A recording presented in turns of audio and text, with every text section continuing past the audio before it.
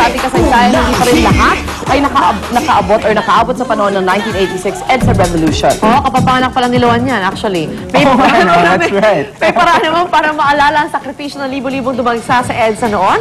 Kabilang dyan ang mga litrato. Nako, tulad nito makakuha ng isang Pulitzer Award-winning photojournalist. Panoorin niyo po ito. Simbolo ng demokrasya at kalayaan ang makasaysayang EDSA People Power 1. Kaya sa pagdiriwang ng ika-25 anibersaryo nito, pinanatili pa rin buhay ang alaala ng EDSA sa mga larawang tila hindi naluluma. Sa isang photo exhibit sa Makati City, itinanghal ang iba't ibang imahe ng mga nakibahagi sa EDSA noong 1986. Mapa-ordinaryong mamamayan man o opisyal ng pamahalaan, may kanya-kanyang kwentong nilalaman sa bawat larawan. Kuha ito ng Pulitzer Prize winner at international photojournalist na si Kim Kuminich. Bukod sa mga larawan, narito rin ang ilang memorabilia mula sa Aquino Museum sa Tarlac. Tulad ng eyeglasses ng bayani si Ninoy Aquino, iba't ibang statement pins, Cory Aquino doll, pati ang damit na ginamit ni dating Pangulong Corazon Aquino noong manumpa siya bilang Pangulo. Sa pagsasariwa sa alaala ng Bloodless Revolution, dito mismo sa kahabaan ng EDSA makikita ang mga malalaking larawan na naganap noong EDSA. Kuha ito ng tanyag na photojournalist na si Sonny Camarillo. Alam mo, tuwing nakikita ko yung mga kuha ko noong 1986, medyo noon matapang ako, wala akong emotion. Pero ngayon, halos mayak-iyak ko lagi pag nakikita ko yung mga retrato. Hindi raw matutumbasan ang kagalakan sa kanyang puso na naging bahagi siya ng kasaysayan ng bansa. Naway sa mga larawan at alaalang ito ay manariwa lagi sa puso't isipan ang tagumpay ng mapayapang revolusyon na naganap noon sa EDSA.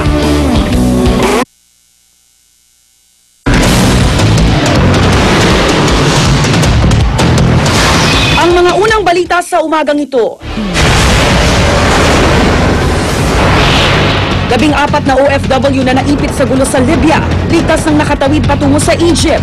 Kanilang mga kaanak, labis ang pasasalamat. Mga otoridad sa Christchurch, New Zealand, nawalan na ng pag-asang matagpuan pa ng buhay ang mga natabunan ng guho. 2 araw matapos ang malakas na lindol doon. Pero kaanak ng mga Pinoy na na-trap sa guho at nakapag-text pa raw sa kanila, hindi pa rin nawawalan ng pag-asa. Pilipinas, nanawagang ituloy ang rescue operations. Ika-25 anibersaryo ng 1986 People Power Revolution, ipagdiriwang ngayong araw.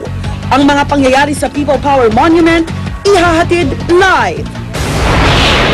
Mga minerong na-trap sa minahan sa Chile noong nakaraang taon, lumibot sa Holy Site sa Jerusalem. At Pinoy Pride na si Charisse, ginawaran ng parangal ng isang broadcast station sa Tokyo, Japan. Huwag pa huli, tutok na sa unang balita. Magandang umaga, narito na ang mga unang balita.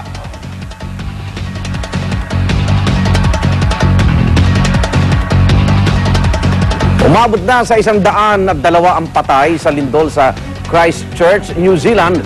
Sa ngayon, nasa search and recovery mode na ang mga otoridad. Palabot na raw kasing may maiahon pang buhay mula sa ilalim ng guho. Darito ang report.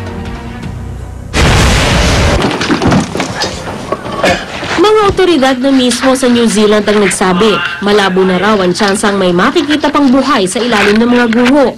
2 araw matapos tumama ang 6.3 magnitude na lindol. Kaya mula sa search and rescue, nasa search and recovery mode na ang mga otoridad sa Christchurch, New Zealand. Ang operasyon sa Canterbury Television o CTV building kung saan 12 Pilipino ang pinaniniwalaang natrap, pansamantalang itinigil dahil sa pangambang tuluyang gumuho ang katabi nitong Grand Chancellor Hotel. Bukod sa kanila, 2 pang Pilipinong pinaniniwalaang nasa paligid ng CTV building ang pinaghahanap. But at the CTV site, there is no chance of survival at that site. Very sadly, that the 5 levels have concertinaed, they've collapsed. Some other people being recovered are severely injured. Pero ang Pilipinas at mga bansang may mga kababayang naipit sa mga guho, hindi nawawala ng pag-asa. Ang rescue team ng Japan nasa CTV site na para hanapin ang 11 Japanese students doon. Ang Pilipinas, formal nang nanawagang ituloy ang rescue operations. Kasunod ng pagtitext pa raw ng ilang Pilipinong naipit sa pagguho. Ilan sa kanila si Mary Louise Ann Amantillo. Ayon sa kapatid niyang si Alex, nakawalong text message pa si Ann sa kanyang ina sa Iloilo. Habang may nakadagan sa kanya sa ikatlong palapag ng CTV building, masakit daw ang kanyang posisyon at kapag nagkaka-aftershock, lalo raw siyang naiipit. Idinadaing din niya ang usok sa lugar. Sa kanyang huling text noong Martes, ibinigay pa ni Ann ang kanyang posisyon. Pakibilisan daw. So, we must feel the urgency na kailangan niya talagang ilikas na doon. Siguro baka kung ano pang pwedeng mangyari sa kanya. Bagamat wala nang dumating na text pagkatapos, malakas daw ang kutob ni Alex na buhay ang kapatid. She's also already crying in pain. Of course, you can sense that sa kanyang messages. I am very, very hopeful that my sister is still alive. Kasi malakas si Ann eh. I know madiskarte siya.